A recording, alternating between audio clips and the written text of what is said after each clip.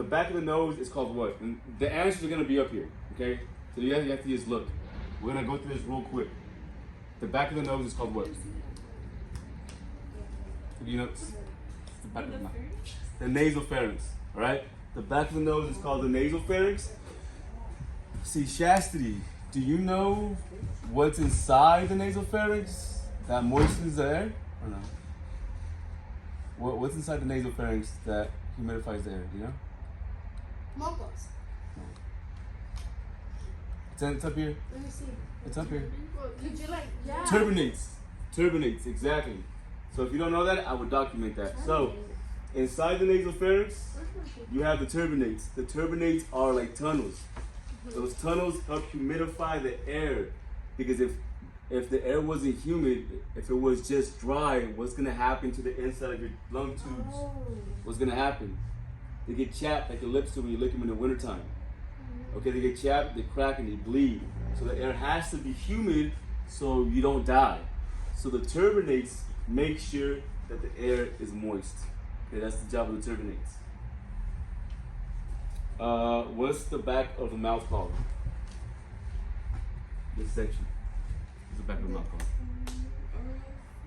called? Oropharynx. Say pharynx. Oropharynx. There you go, good. Oropharynx, all right?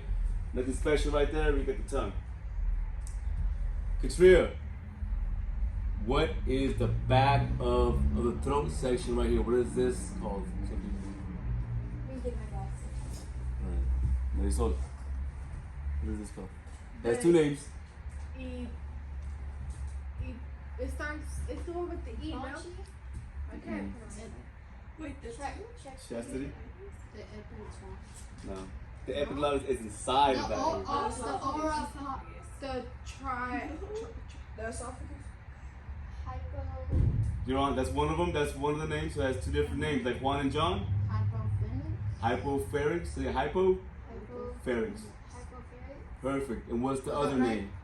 Trachea. AKA Laryngo. Yeah. Laryngopharynx. Okay. So it's like these are the same thing. It's like John means Juan. Don't think about it too much. Alright?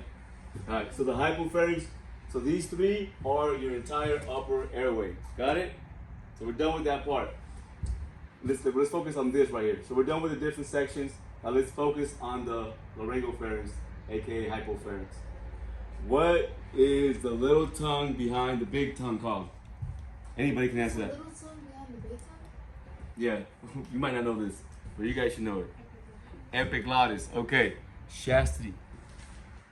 What does the epiglottis do? You remember what the epiglottis does? The little tongue behind the big tongue? What does it do though? Yeah. Anybody? Isn't that the, if you snore? It covers like the airways. So Exactly. it doesn't- So you have your windpipe is in front, right? Right here. And the epiglottis, whenever you chew food, that's food, when you swallow, the epiglottis goes down, covers the trachea. That way the food just slides into your esophagus in the back. Okay, so that's the job of the epiglottis. It protects your windpipe, the trachea.